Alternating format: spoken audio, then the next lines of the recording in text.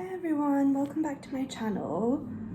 So I'm gonna talk you through my thoughts on the Powerless trilogy, so the first two books, whilst I just freshen up and get ready. So I've done my makeup, but I just need to kind of freshen up from this morning. So I did my makeup this morning and it just looks a bit sweaty, and I just need to do a few touch-ups, and then my hair is looking very frazzled, so that also needs a lot of saving.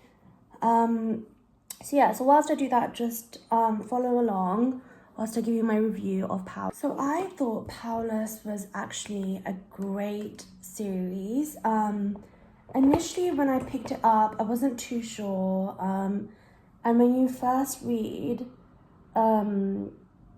the first few chapters, you are a bit confused, and you know, at first I didn't know how good it would be. Also, when you first read it, it is difficult to follow like what's going on, because you are kind of thrusted into a whole new world with not a lot of context, so you kind of learn what happens and who everyone is and different types of beings, and the whole world. It starts to build as you read along, and I guess that was quite nice. But if you're someone who kind of you don't want to feel confused when you read a book and you kind of directly want to know what's going on, I did really enjoy like the characters. I really liked Paydin. However, what I just didn't enjoy, or I felt like more could have been done there, was I don't remember her name, but Paydin's friend, and the one that was also joined her at the castle as her seamstress. I felt like more could have been done in regards to her involvement in the book. Like, it was very limited. Like, you know, we saw her at the beginning, and then there were bits and pieces of her throughout the book, but then that was it. And then she just, I don't know, well, this is a spoiler, but something happens to her, and then that really is it. So I felt like more could have been done in regards to that. There's also a separate book. With her, with the seamstress, and I thought that was a bit strange because she didn't have a lot of scenes in the two books. So I am finding this a bit challenging, like getting ready whilst talking, because I'm very bad at multitasking. But yeah, so just bear with me. So I think apart from that, I felt like the rest of the characters I really loved. I also think more could have been done in regards to the actual storyline, because when you think about it, like, it's not, I've personally felt like there could have been more of a, there could have been, like, more of a plot. There could have been more development in terms of what happened. I felt like there wasn't that much that happened. All we knew that there was a resistance, and we didn't know too much about the resistance. I feel like it touched upon a lot of different things. So like the fact that Paydin's dad got murdered, and then he, spoiler, but like, he wasn't her real dad. So I just felt like there was a lot of things that it touched upon, but there was not a lot of development, and I feel like there could have been a bit more of a backstory. Maybe there could have been flashbacks. So yeah, I think those things I really did not enjoy. However, just as like a good book to read, something that was quite easy, I think it really ticked all those boxes, but it was something that it wasn't too complicated. You could really read it. Like, I would read it on the bus, the tube, read it at home. You didn't really need to sit there in silence, really concentrate and pay attention to the details. You could kind of like read it as you went along, which I really did like. It did fit that purpose of like having a book to read, when you're out and about, and you don't have a few hours to set aside to read it. And yeah, I think in terms of like the love-hate slow burn, it 100% had that. It was a slow burn.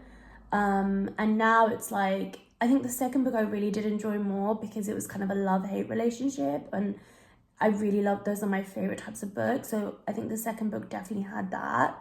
But yeah, I think more could have been done in terms of just like the general story. And I have to say, the second book really got me hooked. The first book kind of was like, oh, it's good, I wonder what's happening. And then there's a cliffhanger at the end of the first book. And that, I guess that was also really smart on the author's part, because she, you know, I don't think if there was no cliffhanger, I'll be honest, I don't think I would pick up the second book. But because of the cliffhanger, I really was like, I need to find out what happens. And then I think what I also really enjoyed was that it was fantasy. I mean, there definitely could have been development in terms of the plot, but what I really enjoyed was that although it was fantasy, there wasn't too much like world building. So sometimes you can find, like with some fantasy books, it's a whole world and it's like, you know, it's difficult to remember every single thing. Whereas with this series, it wasn't necessarily that. Like, it was quite basic in that sense. So there wasn't too much, like, you know, you slowly found out more and more information about the world and the history of the ordinaries and the elites, but it wasn't too complicated, so it was very easy to remember, which I think was a definite pro. But yeah, I think my overall thoughts were that I really enjoyed it, and I really can't wait until the next book to come out.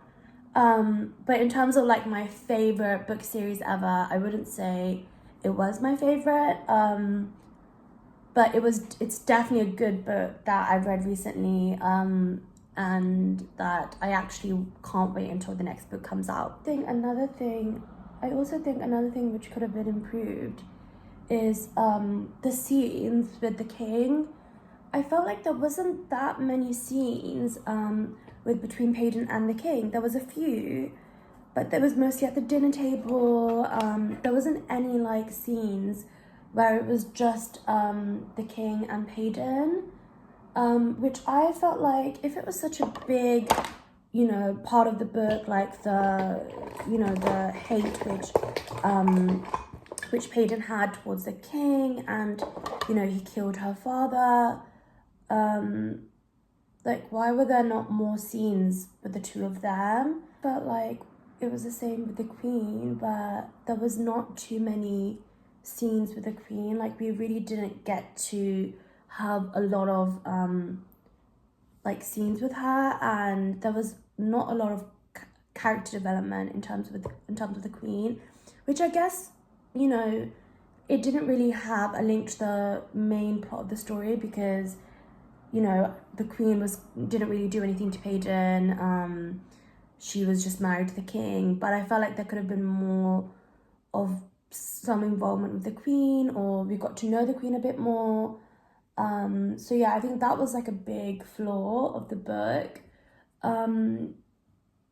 So that was my analysis of the book, of the first two books. And if you guys want a more detailed analysis or review, just comment below and I'll try to get one up. And I hope you enjoyed that, and please let me know what you guys thought. You know, if any of my any thoughts which I had were wrong, or you had a different point of view, just comment below. And I'm all ready to go, and I'll see you guys later. Bye.